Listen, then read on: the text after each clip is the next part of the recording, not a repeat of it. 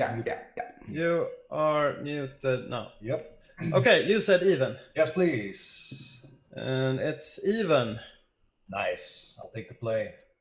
Sure. Okay. And there Welcome to another episode of Timmy Talks, the channel where we talk old school magic. And you are now hearing the players, because what I'm going to do today, I'm actually alone in the commentary booth. So I'm just going to have a little bit of sound from the players, and then we can hear them, but they cannot hear me as the commentator. So we have some live game sounds. Let me know in the comments, by the way, if you can hear me correctly, if the sound is okay. You should probably hear me really well and the players not so well at the moment. We're actually going to look at a semi-final match in the online Dutch Old School League between Sepp from Sweden. He's playing against Rob from the Netherlands, and I believe Rob is playing a Stasis deck. So Stasis got pretty far, which is quite nice. And, well, is it quite nice? I don't know, but anyway, you don't see Stasis a lot. It's okay. I guess that's not completely true, though. I've been seeing it more and more in tournaments. Anyway, he's playing against Sepp, and Sepp is playing with an Underworld Dreams deck at the moment. So you start. I think it's going to be interesting to see Underworld Dreams go on against Stasis, because Stasis wants to play Howling Mine, draw a lot of cards, and that's actually going to kill Rob here. So I think for me, that's a keep. So for me, Sepp is the favorite here in this matchup, but we'll have to see. Yeah.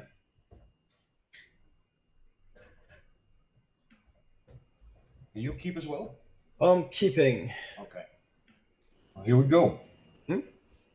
Let's have a look. I'll play an island. A Mox Emerald. Okay. I'll tap the Mox.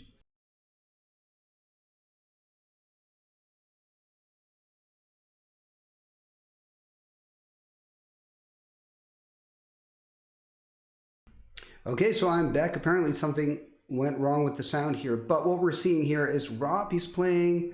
It's a little bit hard to see the cards actually because of the glare. I think, he's playing a Vice here turn 1.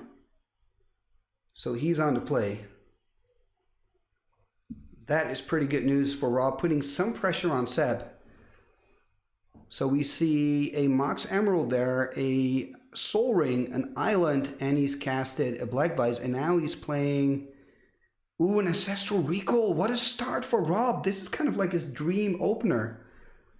That is pretty crazy. That is really good here for Rob. The way he's starting this match, phenomenal. And Sepp can only really watch. He hasn't even started his turn yet. We're still in the first turn of Rob. So much happening here. I think that card there all the way on the left is, I believe, the Winter Orb.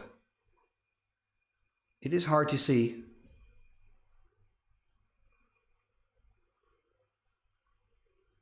Yeah, I agree, Charles. It's really hard to see Rob's card, so... Okay, it's a Black Lotus. It wasn't the Winter Orb, so he's cracking the Lotus. There we go. So he's playing a Howling Mine, and he's playing a Time Walk. What an opener here. This is insane, Rob. You got, like, perfect opening. And he's going to give it another go.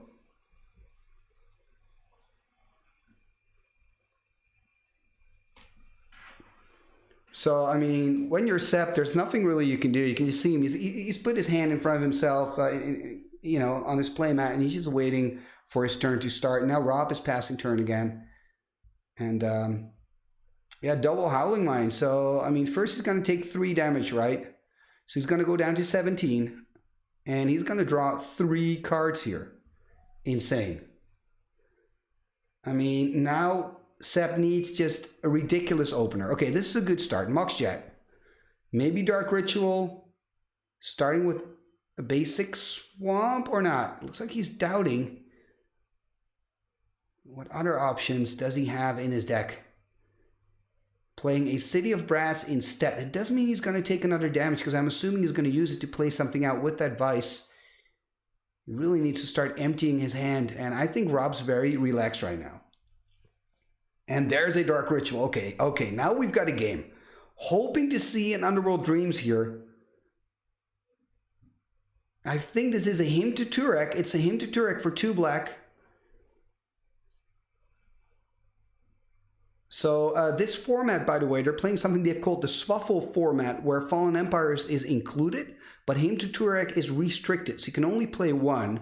So this is just the 1 him from Sep. And he's now discarding only 3 cards there for Rob, so he's discarding 2.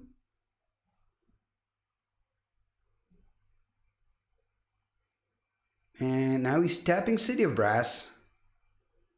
Taking a damage, casting a Shatter on the Vice. This is great. Great news for Seb. He really came back. And I'm happy because now we really have a game here. So I'm assuming he's hitting the Vice here with that Shatter. Ooh, he's not. He's actually hitting a Howling Mine. Wow, that's an interesting move. That is an interesting move. So he probably thinks it's more important for Rob to just draw a load of cards. So I want to prevent that. So I'm going to take the Howling Mine. I don't mind taking some damage. There we see a Time Vault. So he can untap that, and then you give a turn to your opponent. But then when you tap the Time Vault, you get a turn back. That's how it works. If he can find, for example, a Twiddle, he can untap it without having to pay that cost, and he can tap it again for an extra turn. And I really wonder now what Sep's going to do. So he's going to take some damage, play another Dark Ritual, play a Demonic Tutor. Going to tutor for something here, having 1 black open still.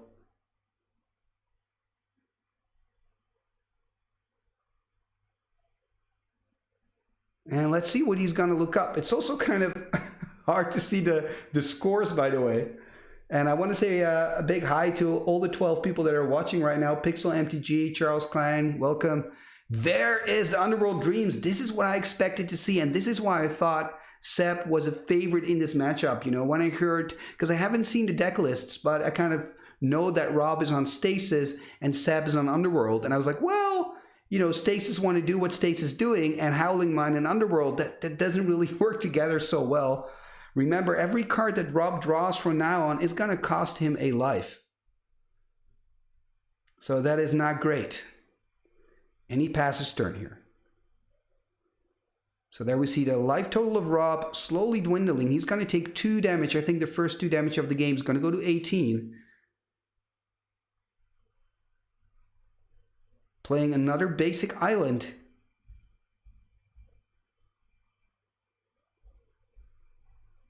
It looks like he's going to pass turn here. Or not. Okay, he's going to play another Howling Mine. I mean, he's got to do what he wants to do, right? He's also untapped his Time Vault, so giving an extra turn here to Sep. There is a double bolt. So Rob is now down, I believe, on 12. He's going to pass turn, and he can draw 3 now. He's not taking any damage from the Vice. I mean, Sep's really been a master in just playing out tons and tons of cards. I think Dark Ritual is such a good card in this matchup for Sep. Tapping, taking a damage. Casting an Org. How do you... Anyway, Org, you know, double G. We like the sound in the Netherlands. It's a 6/6 trampler, and it cannot attack or block if the opponent controls an untapped creature with power greater than 2. But I think Rob is playing creatureless. So now Rob's going to draw. He's going to first take, of course, 3 damage from the Underworld Dreams. And now this is a problem, right? If he takes an extra turn with the Time Vault, he takes 3 more damage as well. And there's also that Orc there on the other side of the battlefield ready to swing in for another 6 on Rob.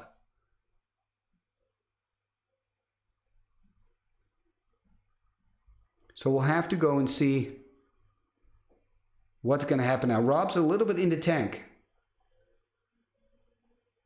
I agree, Charles. I also expected him to actually go for the Vice. I'm sure he had his reasons, though. I mean, Stasis lives on Howling Mines, right? And he was probably thinking, I'm going to empty my hand anyway, so that Vice is not that important. I think that's his reasoning. He's tapping now the Time Vault, taking an extra turn. That means he's got to draw 3, take damage again. Unfortunately, the dice are really difficult for me kind of read the life totals. There we see a Twiddle.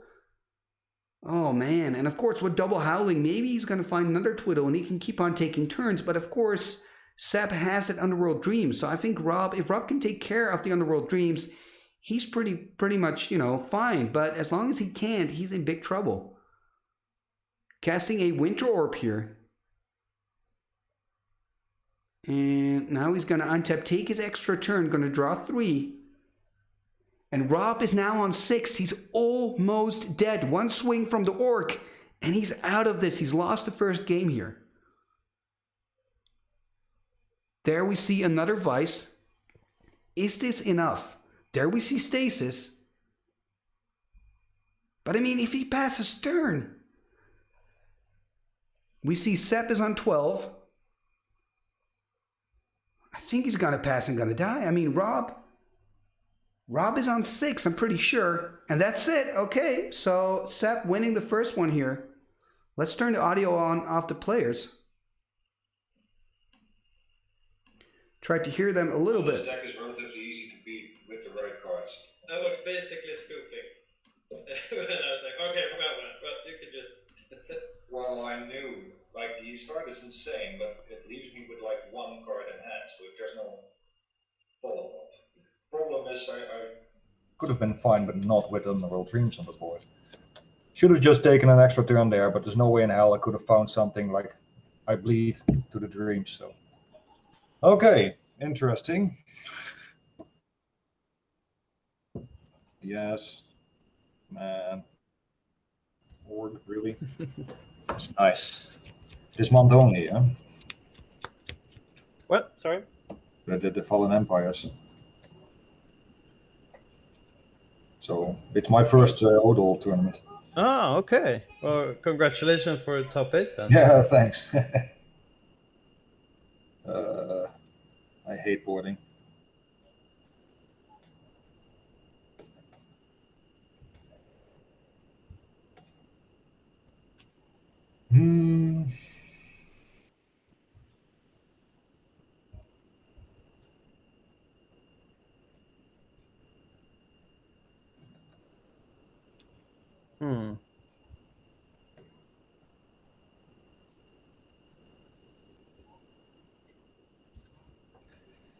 What more to do?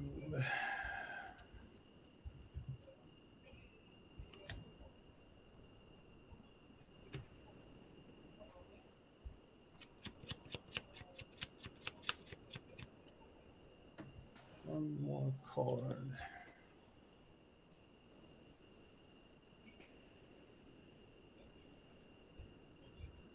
Yeah, it's hard enough to just play 60 cards, right? It's problem with this deck is I can't really board out any cards. Yeah, combo decks are really hard in that way. But I have to, Yeah. So it's always a compromise.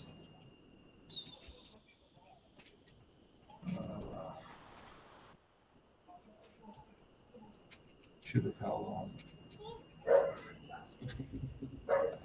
Message, what's that? I don't have any counters, I'm afraid. Like, yeah. I don't even have a proper playmat.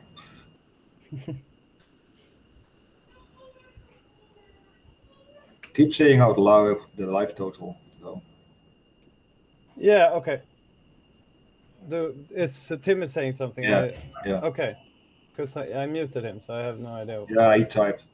Oh, okay. He wanted us to... Make a life counters if you have.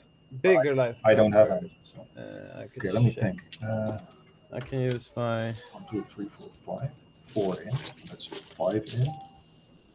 I have like these, maybe. Put like that. Seems alright. Now let's get rid of. How good is that? Get rid of one of those. That in. Those. That in. Okay. 2, 3, 4, 5, 6, 7, 8. 3, 4, 5, 6, 7. Yep.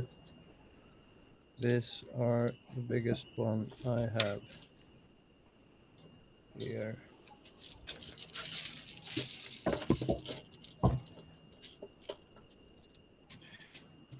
I thought Land's Edge was bad, and then I forgot about Underworld Dreams. Well, Land's Edge is real bad. Yeah, you're right. But It's impossible, hard to win literally. lands. No, you can discard non-lands as well. It just won't do anything. Aha. Yeah. Okay.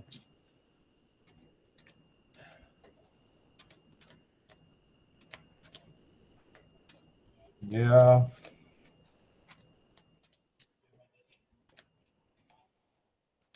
I've had many long matches, but this was pretty quick. Yeah, well, things went. Up and down. Oh my God, your start. Yeah, I know. I was into like, the time walk, you know, it's like, okay. Do you I have knew it any was power crazy. left in your deck? but I also saw with the draws that I had nothing really to capitalize on that crazy start. No, basically you gave me one turn. Right. Yeah. No, but 2 turns actually. So very interesting to hear the players here talk, and you can hear Rob being, concerned about the matchup. I guess you're right, Rob and Sepp. Land's Edge is even worse for a Stasis player, but this is pretty tough, of course. And I believe, as far as I know, but I have to check if I can find Rob's list somewhere, because I believe he is actually playing mono blue. Let me see if I can find it. Yeah, he is playing mono blue Stasis, so he doesn't have access to, for example, a disenchant. The only things he can do is counter, of course, the Underworld Dream, so at least he knows it's in there. He's aware of it. And when I'm looking at his sideboard, he's got Blue Elemental Blast. You're not going to board that in. He's got Copy Artifact. He's got Ivory Tower could actually work. Because you gain life and then you lose life for drawing. You kind of get this 50-50 effect where it cancels each other out. Of course, Underworld Dreams is different than like a Vice. Like a Vice really cancels out the Ivory Tower and the Ivory Tower device. But I think I would board in the Ivory Towers. Let me know, would you board in the Ivory Towers, yes or no? I guess that's the big question. And here we see Rob starting with an island. And he's going to pass. There's again an Ancestral Recall. Playing it at the start of the turn of Sepp here. Wow, so he's really finding his power card. So that's not the problem here for Rob in this turn. Just in City of Brass and a pass turn. And I'm going to try to keep the score for you guys here now. So they're both on 20. Maybe you can count with me. We've got 15 people in the live chat. Welcome, everybody, to the semifinals of the online Dutch Old School League. There we see the Ivory Tower. So this one's coming from the sideboard. And I think it's good. I think it's really going to help him. It's going to make it a little bit more difficult for us to follow the score. Although I see that Sepp now has bigger dice. That's fantastic. And there we see a Soul Ring taking a damage, going to 19. And, oh, there's a Time Walk, some power here from Seb as well. And he's taking on his extra turn. Let's see what he's going to do. I wonder if he's going to already play an Underworld Dreams now.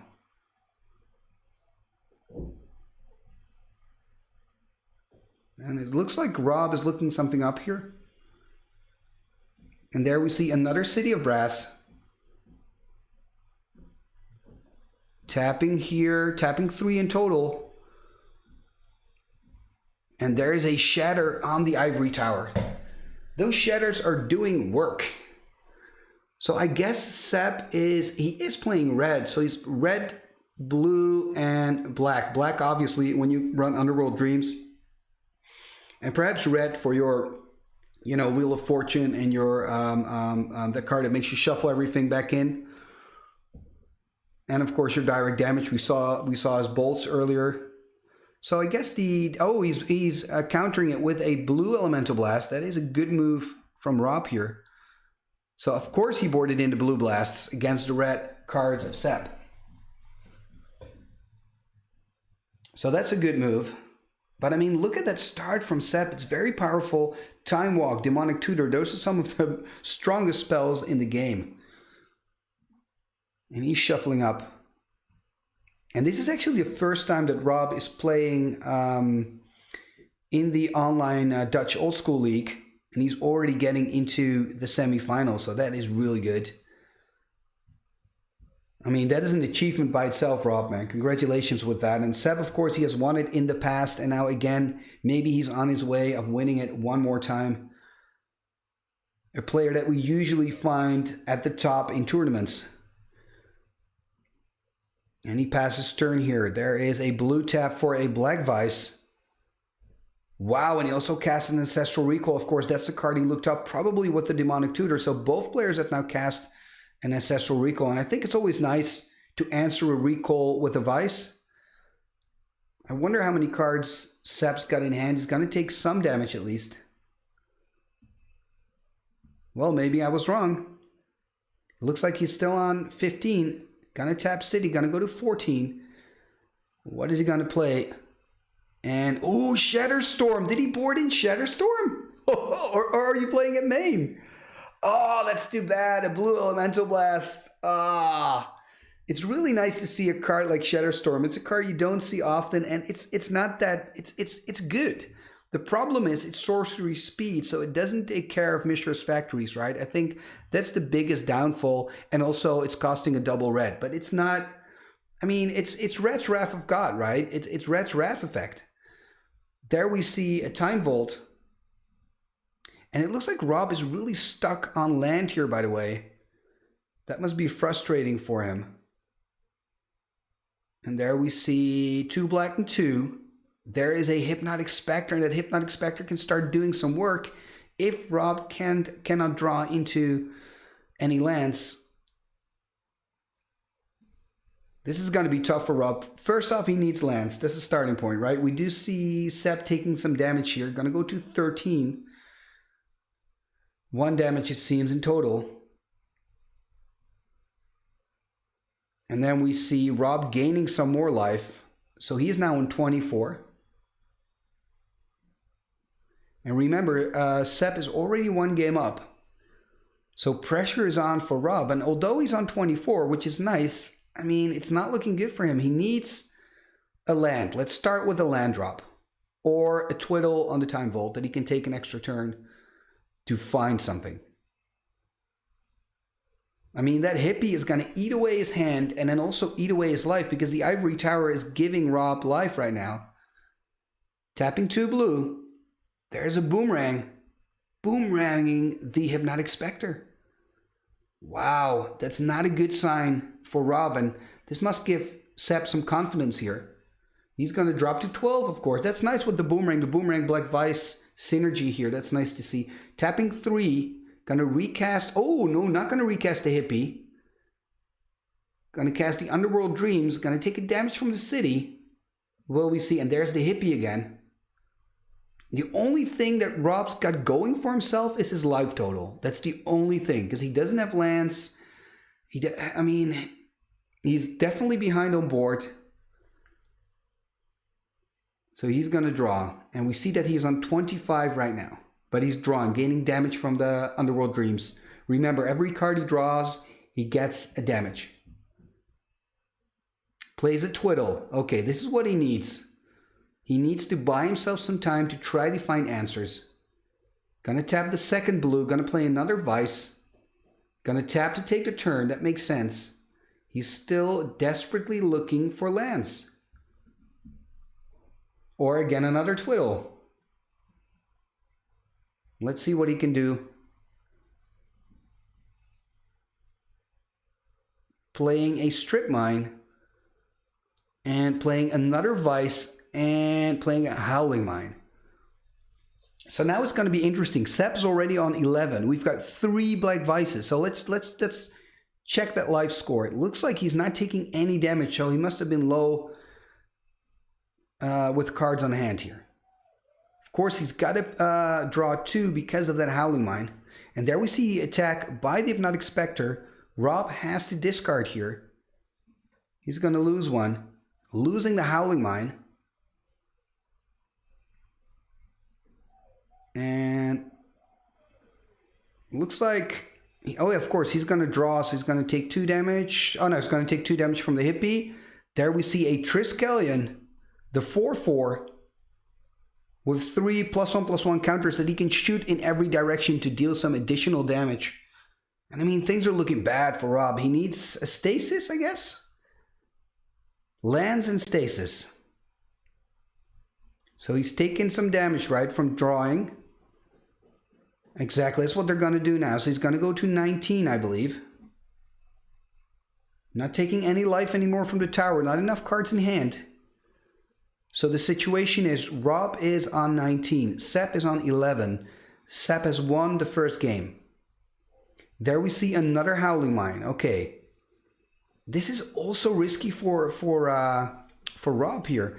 If he could have had like a stasis, he could have given an extra turn to Sepp and he would take extra damage, because remember, there are 3 vices on the battlefield. It's so important for Sepp to keep the cards in hand low, because if Rob can find a way to let Sepp go over those 4 cards and take more damage, I mean, he's pretty golden. But that's not the case right now. We see an attack for 6. What else can he do here? Looks like he's tapping something. Tapping the Badlands, counting. Will we see a Fireball here to finish the job? Can he finish the job? Tapping quite a lot here. Drain life? Okay, Fireball. So he's casting a Fireball. Card is discarded. It's a blue one. Okay. 7, yeah. So he's dealing 7 damage. So you're at 6. Lightning bolt you. So he's at 6. Now he's going to go to 3. Well, that went quickly. And that's it. Yeah. Okay, wow. I We're had done no idea already. what you were playing, but Hove said... We're done already. Wow. It would be an interesting matchup. Interesting. That's what he told me. This goes He's a little really bit quick. Of a sadist. Wow. Yeah.